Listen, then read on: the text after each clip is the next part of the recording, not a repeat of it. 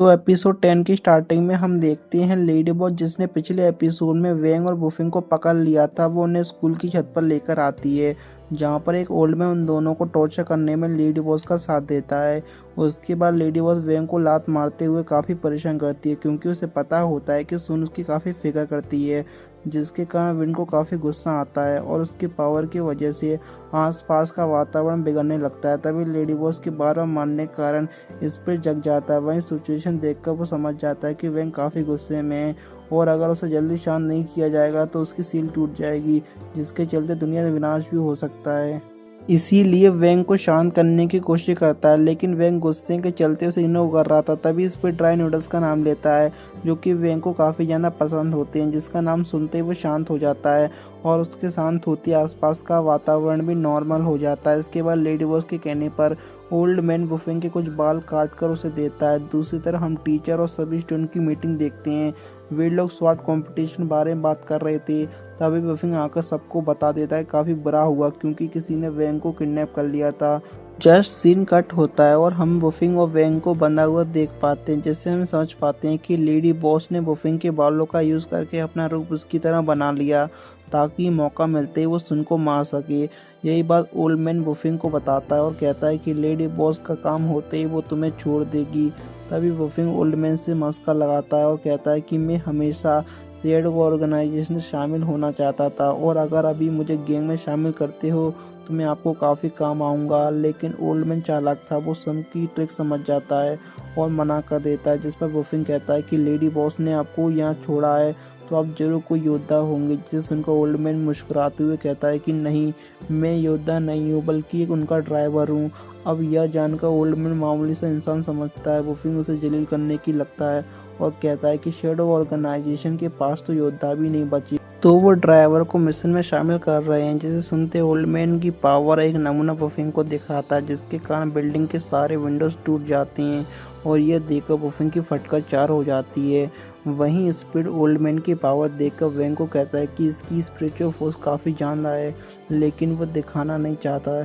इस तरह बुफिंग सभी को लेडी बॉस का डिस्क्रिप्शन बताता है, जिसे सुनकर कंफर्म करता है कि वो शैडो ऑर्गेनाइजेशन की लेडी बॉस है, जिसने वेंग को किडनैप किया है। ये सब सुनने के बाद टेंग ईशा को वेंग की स्पिरिचुअल फोर्स डिटेक्ट करके उसका पता लगाने के लिए कहता है, जो कि जल्द ही अपनी कैमरेज और पावर्स की मदद से उसे छत पर डिटेक्ट कर लेती है। अभी हम सुन के बॉडीगार्ड को देखते हैं। वो समझ चुका था कि वेंग को मुसीबत में देखकर सुन जरूर से बचाने के लिए जाएगी, इसलिए वो अपने आदमियों को जरिए सुन को पट्टी पे बांधकर वहां से लेकर जाने लगता है और सभी को कहता है कि हमारी टॉप प्रायोरिटी सुन को बचाना है, इसलिए आप लोग बुरा मत मानना। मगर तभी ट्विस्ट आता है। सुन अपने बॉडीगार्ड्स को ढेर करके वापस मीटिंग रूम में आती है और कहती है कि वेंग मेरा स्पेशल फ्रेंड है, मैं उसे खतरे में नहीं देख सकती और हमारा फर्ज बनता है कि हमें उसे बचाएं। जिसे सुनकर सीनियर बॉडीगार्ड इमोशनल हो जाता है, क्योंकि वो सुन के साथ बचपन से था और यह जानकर काफ़ी खुश होता है कि अब वो अपने फैसले खुद ले सकती है। इसके बाद सुन अपने बॉडीगार्ड और चेन और गोबू के साथ विन को बचाने के लिए जाती है और उनके जाने के बाद सीनियर एक्स टेंग और उसके ग्रुप को सुन और उसके ग्रुप को ऑब्जर्व करने के लिए कहती है कि वे लोग रियल बैटल में किस तरह से लड़ते हैं और ए बी की जरूरत ना हो तो लड़ाई में ना पड़ें। इस तरफ ओल्ड मैन गाने सुनते मस्त होकर नाच रहा था। तब बुफिंग वेंग को कहता है कि मुझे पता है कि तुम अपनी रियल पावर को छुपा रहे हो, लेकिन उसे बाहर आने दो जिससे हम वहां से निकल पाएंगे।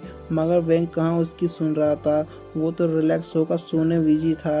यह देखकर बुफिंग हैरान हो जाता है कि वो इतनी खतरनाक सिचुएशन में कैसे सो सकता है। तभी वहां पर सुन और उसके बॉडीगार्ड आते हैं और ओल्ड मैन पर अटैक करना शुरू कर देते हैं, लेकिन ओल्ड मैन किसी से कम नहीं होता। वो अपने एक ही अटैक से सुन के सारे बॉडीगार्ड को ढेर कर देता है। इसके बाद ओल्ड मैन अपनी पावर से जायंट येलो कलर का एक सर्कल बनाता है, जिसमें से भारी मात्रा में सेना बाहर निकल रही थी। ये देखकर टीजे के साथ सुन के बॉडीगार्ड भी हैरान रह जाते हैं, क्योंकि उन्होंने आज से पहले ऐसा कुछ नहीं देखा था। लेकिन तभी सुन बीच में आकर अपने स्वाड से ब्लू एनर्जी से ओल्ड मैन की येलो एनर्जी को डिस्ट्रॉय कर देती है। इधर दूसरी तरफ विन के डैड स्कूल के बाहर आ गए थे, लेकिन सिक्योरिटी गार्ड उन्हें अंदर नहीं जाने देता। तो तभी वहाँ लोग स्कूल के अंदर से धमाके की आवाज़ सुनते हैं।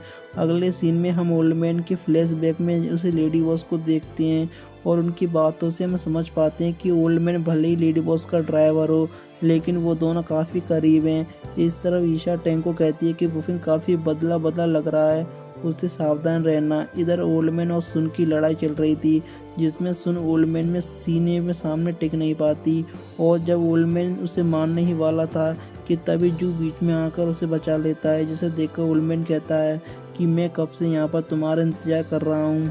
जवाब में जू से सिलेंडर होने के लिए कहता है, लेकिन ऐसा थोड़ी होने वाला था।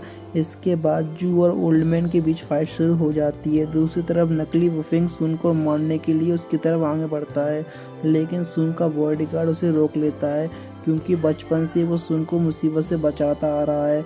इस तरफ ओल्डमैन और जू की फाइट चल रही होती है। तभी मोटा हीरो हेलीकॉप्टर आता है, जिसमें स्नाइपर था। वो ओल्डमैन को शूट कर देते हैं और वो ओल्डमैन नीचे गिरने लगता है।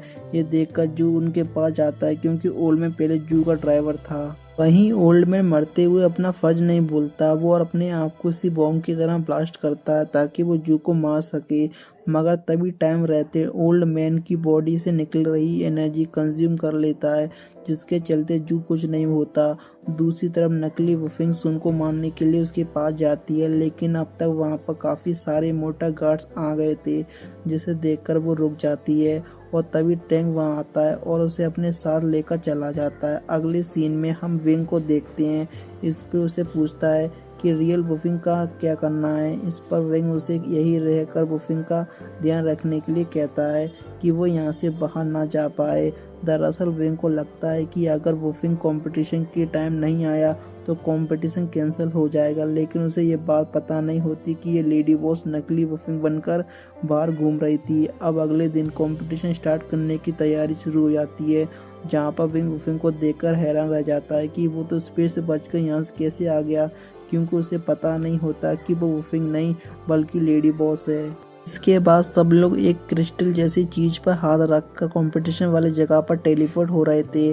तभी विंग के डैड उसका नाम लेते हुए वहां पर आते हैं, लेकिन उनके पहुंचने से पहले ही विंग टेलीपोर्ट हो चुका था। वहीं विंग को डैड देखकर जू काफ़ी अजीब बर्ताव करता है, और उसकी बातों को देखकर मिसेस पाल काफ़ी अजीब लगता है कि जू ऐसा क्यों कर रहा है। इसकी थोड़ी देर बाद विंग की डैड सील के बारे में जू को सब कुछ बता देते हैं, जिसे सुनकर जू काफ़ी ज़्यादा घबरा जाता है, और फिर इसी के साथ ये एपिसोड ख़त्म हो जाता है।